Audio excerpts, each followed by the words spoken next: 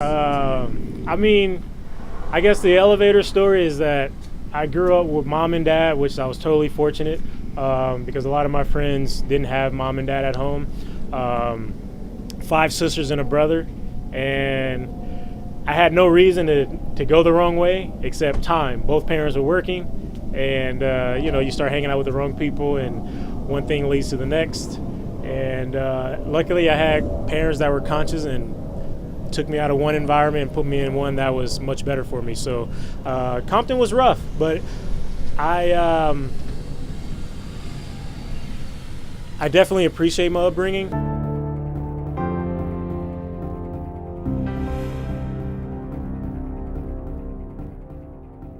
From what I remember, it was a situation where Rahsaan was always actually getting in trouble. It wasn't just that one particular day or anything like that, but he would always have little mishaps at school. It's not that he was a bad child or anything, it's just mischievous type stuff. So I think his teacher, Mr. Gorman, who happened to be a bicycle track official, actually. And he suggested, so, well, why don't you get him into golf or cycling, like that? Rahsaan thought they were talking about motorcycles. He thought it was motorcycles, not bicycles. So as it turned out, these guys are out on the track with these little tight suits on, rolling around. He said, what is this? This is what he wants you. He said, no, I'm not doing that. I'm not putting on that suit. I'm not doing any of it. I said, no, this is what you got to do. So that was it. I got involved, and it was fun. I kind of hated it at first, but then you start to hang around. I was hanging out with my peers, and they were from the neighboring communities, and most of them were like foster kids, and it was just cool to be around them. And one thing led to the next, and I was like 14, beating up on a bunch of 18-year-olds, and that's kind of how it took off. It led me to Kenosha, Wisconsin, where I had my first real bike race. It was actually the national championships, and I was hooked from there. Yeah, Major Motion was instrumental. My mom somehow knew someone in the club, and at the time we were living in Carson, very close to the Velodrome, maybe like 3 blocks away. And this guy named Amir was living out in Ontario. He would drive on Saturday and Sunday mornings, pick me up in Carson, and then take me to Leimert Park to do the rides. And that went on for a couple years. Yeah, I don't remember when I first met him, but Dave is a great guy. I was with him so much, people thought he was my dad. Because I would take him to the races. So, I mean, I've been so many dads. I was Justin Williams' dad. I was Elijah Baker's dad. I was Rahsaan's dad, because I was the guy at the races.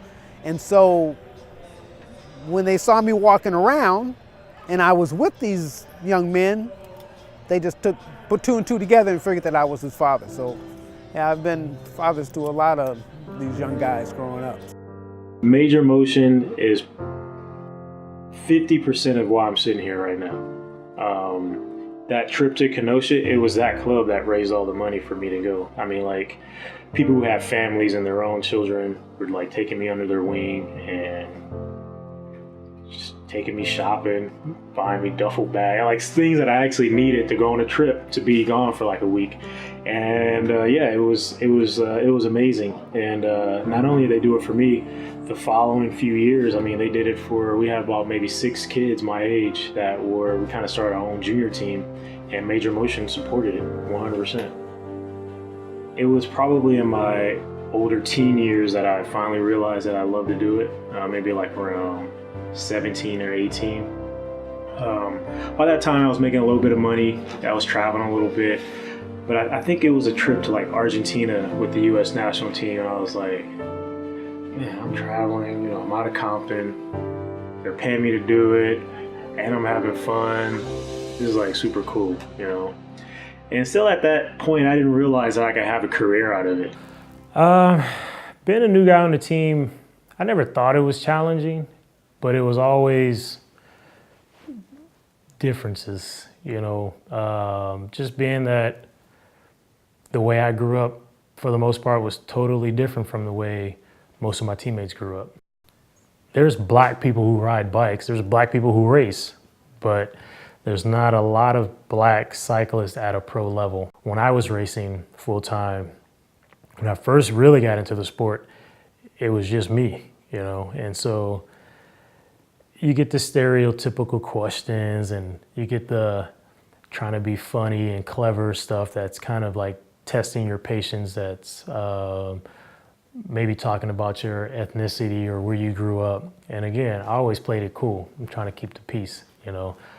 So I always went into a new team with an open mind, you know, but sometimes you ended up not liking your teammates because the way they horseplayed was totally different from the way I grew up horseplaying, you know. I remember racing in Germany, or maybe it was France, and they weren't surprised that I was black, or maybe caught off guard because I was black. Maybe they was more caught off guard because I was black and I was actually halfway good on the bike, you know, halfway decent on the bike. And I didn't really get any negative feedback there or situations, but, you know, like they want to touch your skin, or I had a big afro, they want to touch your hair or something like that. So on the flip side of that, I guess if it's bad, it's just you have ignorant people, you know, and they really test you.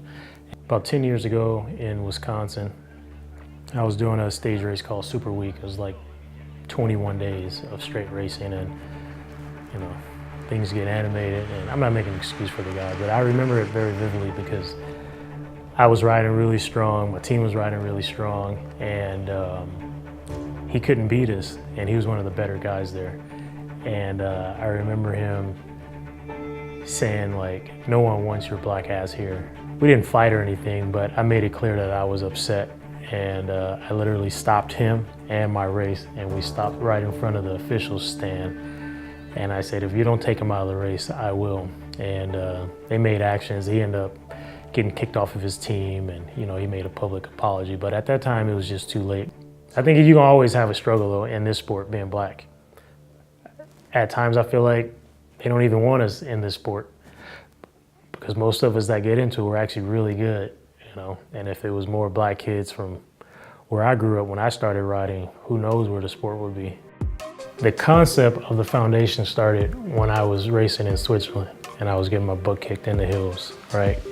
And I came home and ended up just meeting different people through the sport. I ended up working with some people out of Irvine, and then one thing led to the next. And this whole concept came up about, like, what would you do after cycling? What would you do? And for me, it was very easy. It popped right in my head right away. It was like, man, I would get more kids from the inner city into the sport. We also have kids through Vernon Day High School. You know, we work hand in hand with, which is a all-boys Catholic school out of Watts. We've been working with them for about 3 years now, and we get them on the velodrome. We got them involved in doing some of the local stuff like Cyclovia, which are the local events in LA where they close the street and allow people to just have a good time. You know, what the end goal is, one, make sure they graduate, but two, if they get involved in cycling, we want to be a part of it to encourage and help them. To see them succeed in the foundation it's fun. It makes you smile. It encourages you to keep pushing forward and come up with new ideas to keep engaging them. I feel like inner city at-risk inner city youth are like overlooked. You know, unless you live there, I don't think you realize it's actually a problem. You know, that they have a lack of resources. They're geographically challenged, you know. They're just up against a lot, you know. So when you see even just one child, you know, go on to graduate from high school and go to college, and they can come back and say, you know, thank you, it's awesome.